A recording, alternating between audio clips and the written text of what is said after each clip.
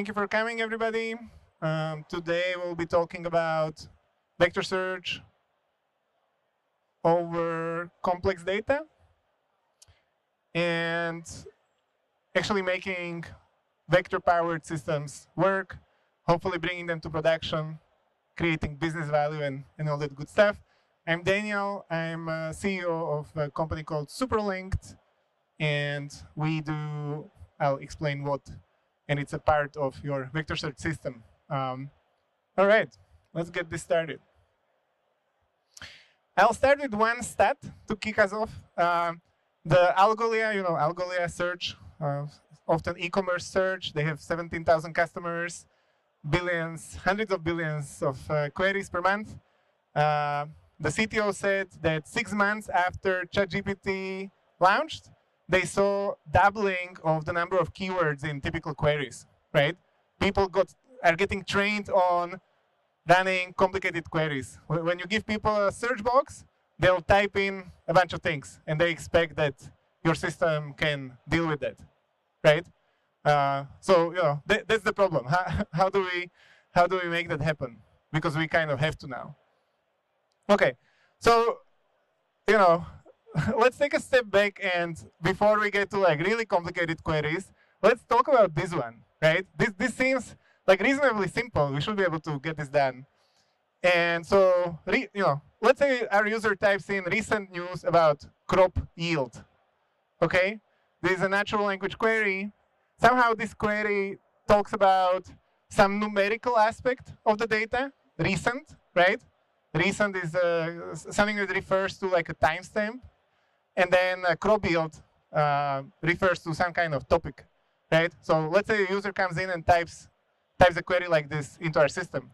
What can we do about this kind of query? Okay, so, well, the first thing you'll probably think about, or anybody will think about, is, okay, we'll just make a SQL statement, and there will be some kind of filter on the time, right? Maybe it's within last 7 days, the news has been published. And we'll do some kind of keyword lookup for crop yield, right? Maybe this is where we will start. And these will be filters, right? And like this whole vector search sort of movement so far has been about dealing with the crop yield part of the query, right? Like, what if it's not exactly mentioning crop yield? Can we still find good news? Okay, well, turns out that you can use a language encoder to process the articles, turn them into vectors. You can do the same thing to the query. You can calculate cosine similarity between those vectors. And you can order your query by this cosine similarity. And somehow this works pretty well, right? So this should be nothing new. This is like everybody is following, very easy, right? Cool. But what about this part, right? Is this the best we can do to satisfy a signal that asks for recent news? What could be the problem with us doing this kind of filter?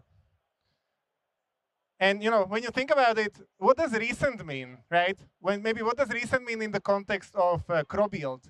So this is like some Google trend chart, right? And people search for crop yield over time, and there are probably some seasons in crop, right? Probably that has to do with time. It actually is not very clear at all what people mean by recent, right? And it's very naive to hope to capture that with the filter that says, okay, anything older than 7 days is not recent, and we just cut it off, right? So, not so easy, right? And so, okay, well, probably it shouldn't be a filter then. Probably we need to somehow order by time and the cosine, right? Probably we want to somehow combine the recent and the relevant. And so, cool, like SQL has a feature for that. It's called order by, right? We'll order by cosine, and then we'll order by the timestamp, and everything is great, right? So, okay, that's the end of the talk. We have solved all our problems, except like anybody who has written a SQL query knows that this doesn't work, right? Because the way order by works is that, it doesn't actually blend the objectives. It sorts by first, and then the items that have the same cosine similarity are sorted by the timestamp. So this is like a good impulse, but it doesn't work, right? And so basically the rest of my talk is like, how do we get this to work? Right? Okay. And so what do you do once you realize that, okay, maybe this is not so simple? Typically, people split their process into 2 steps. They'll generate candidates, and they'll apply some kind of ranking function to the candidates, right? They'll blend some scores, and they'll reorder the candidates, and then that's how you'll get the top results, right? And then probably you have to insert some kind of limit, limit 100 to generate, or limit 1,000 to generate 1,000 candidates, and then reorder those. Well, what's the problem with that? First of all, the filter, if a piece of news is 8 days old, you'll drop it, right? So you'll completely lose a bunch of your index.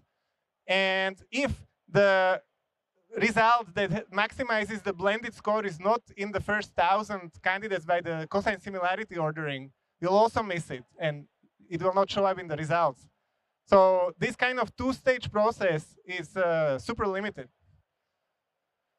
And that was like the simplest query I could think about, right? Like normally the user comes in and starts to ask these complicated questions, and there are just like more and more filters and more scoring rules, and it just gets worse from there, right? So recent popular trustworthy news about crypto yield, crop yield. And what happens is that you are kind of calculating with your filters this sort of intersection of sets, right? And basically you filter everything out because those sets, if you end a bunch of filters together, you'll end up with nothing, and that's a problem. The way you should think about these things is more like optimization function, right? You should think about some space of news that has different dimensions, right? It has the dimension of freshness or recency and popularity and trustworthiness and the topics involved in those news and so on. It's some kind of space, right? This is what vectors are all about. It's like, how can we represent the space we are searching through as this kind of multivariate problem? Okay, so summarizing the progress, let's look in the progress we've made so far. Filters and hybrid search, bad idea. Sometimes you need them, right? Sometimes certain users cannot see certain items, so filter them out. But not for this kind of optimization, it doesn't work. And then re-ranking has limitations and increases latency as you generate more and more candidates. So also bad idea. So basically, the way to make these kind of search over complex data work is to somehow solve the problem purely through vectors, right? Okay, so how do we do that? Well, in principle, you will be building something like this, right? You have your news database, and you want to encode each piece of news into a news vector, and you want to encode everything you know about the piece of news into the vector, and you want to do the same thing to the query somehow, and then you want to match the vectors in the middle, right? This is like, it's pretty clear, right? And so what will you do as the okay, so you realize this, right? We are going through the journey of actually making this work. Okay, so you realize you need to encode all your stuff to vectors. And so the first thing people try is that they grab their news object, they stringify it, right? They concatenate all the scores, they make one big string out of it and embed it with the language encoder. And then they do the same thing to the query, right? To match the two together. So this way you do encode your data and your queries to vectors, but it's a very bad idea, actually, because you are trying to encode numbers and timestamps and other kinds of data with the language encoder, and this basically doesn't work. And I have a very simple representation of exactly how it doesn't work. So in this setup, I generated 100 strings that are structured as popularity :0, popularity :1. That's the data, right? And then I have a query, high popularity. Okay, I embed both the items and the query with the latest OpenAI embedding model, make vectors, and then just find search with the high popularity vector in the data set. And you would kind of hope, right, that the popularity 99 and 98 and so on show up in the results, right? Highly popular items.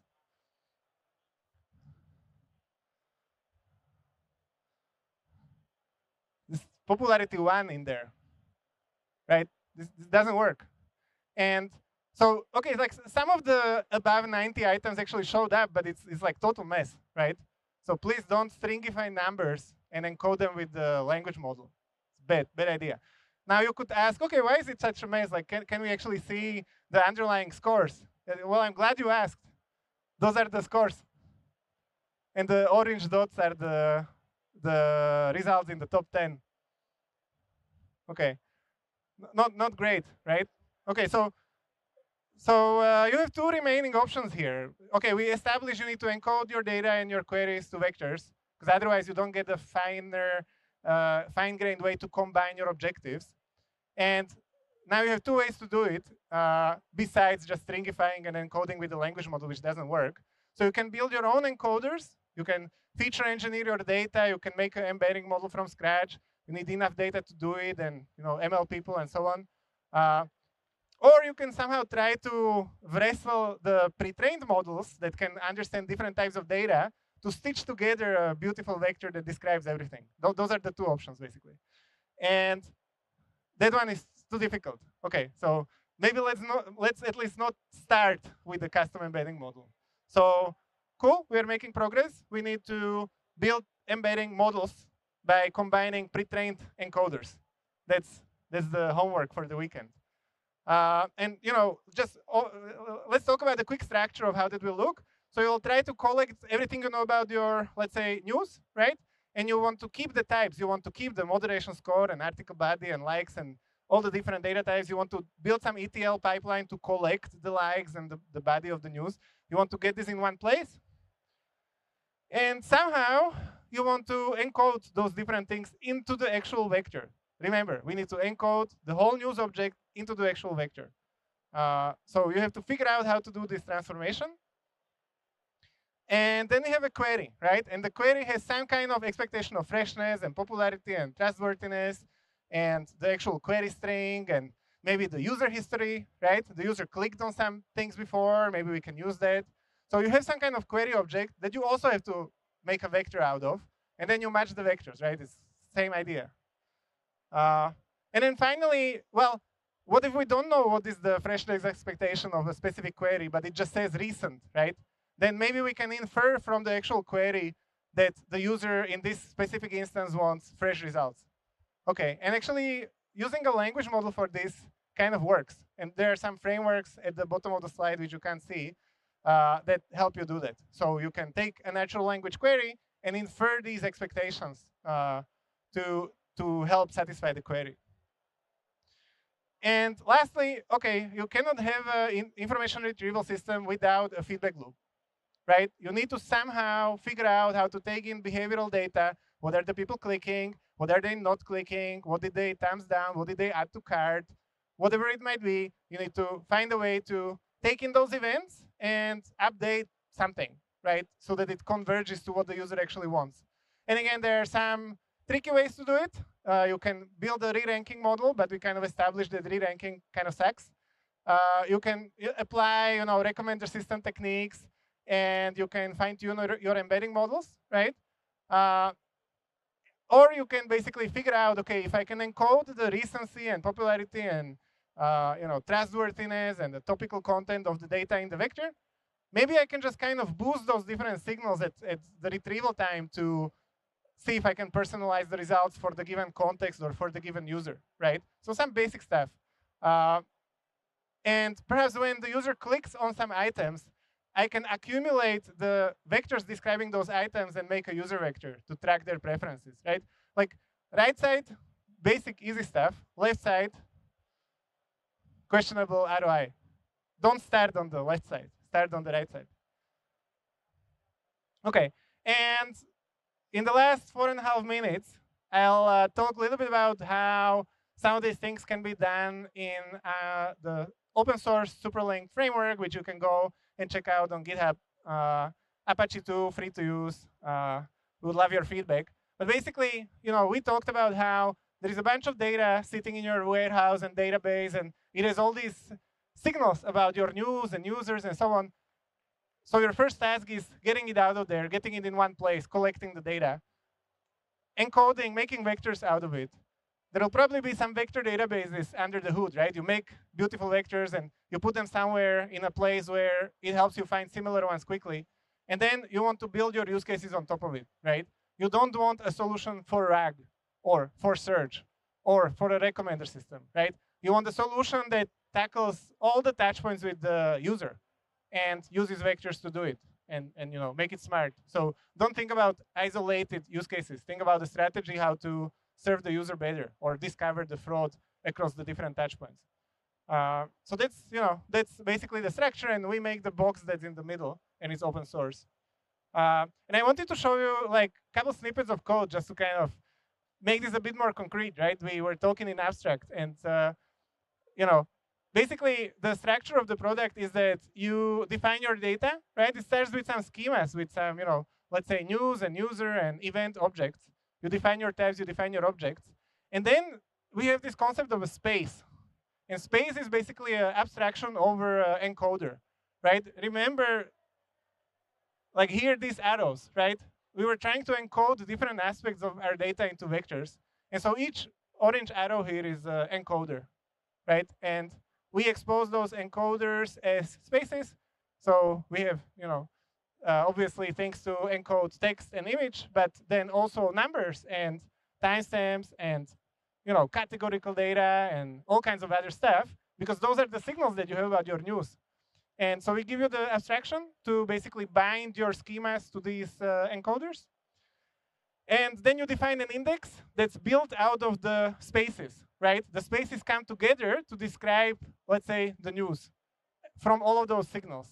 And then you can query this thing. And you can say, OK, here are the different weights with which, in this moment, the user cares about the different signals. And by the way, here is the query text. And also bias this towards the vector that tracks user preferences. So we have a query language that supports this. And if you are kind of listening to me and looking at this and thinking, Daniel, this kind of looks like an ORM for a vector database, then yeah, that's kind of one of the ways I heard this described. You kind of think in objects, think in data. Under the hood, there are vectors, and you can get results, right? And then the thing that we are launching imminently is server. So we have a framework where you can play with this in a notebook, but using the same declarative interface, you'll soon be able to set up a service that connects to a few initially supported vector databases under the hood and gives you REST endpoints for pushing data into it and running queries. And it does all the compute. It does all the index lifecycle management, right? Think about migrations in SQL. Like, that's a nightmare in SQL without the models. And now think about migrations for a vector database. It's a nightmare. You don't want to be dealing with that. And so this abstracts it away. And then you just, server up, and off you go, building your MVPs. And then, of course, once you have that server, you can hit the endpoint and search for crop yields and do a little boost on recency, right? Because maybe in this query, recency was important. So those are the parameters that you then can search against. Or finally, getting to the first slide of the presentation, where I said, well, but what if we just have a natural language query that says recent news about crop yield? Like, how do we know that recent, requires a boost in the freshness signal? Well, we are bundling that as a feature into the system, the inference of how do you go from a natural language query. You just add to the query object one parameter with natural query, and then you call that parameter a name, and then you just provide a natural language query, which under the hood uses a language model to infer the right weights and execute that query against the data that you have indexed, right? Without filters, without re-ranking and all that other stuff that we sort of agreed that it doesn't work. OK, cool. So basically, that's it. That's what I came to sort of talk to you about. If you are interested in vectors, we have a few resources out there. We have Vector Hub, which has 29 in-depth articles on how to build vector-powered software. We have a table that compares 40 different vector databases. It's a community effort. The vendors are contributing this data. We kind of double-check it. If you are in the market for a vector database, which we aren't, but we work with these people, right? This can help you understand what's going on. And then finally, this QR code has a waitlist for the server. And whoever drops their email in there joins the raffle for the Meta glasses. So If you are interested in building vector-powered stuff, and you are interested in putting a computer on your face, then that's a QR code for you. Thank you very much.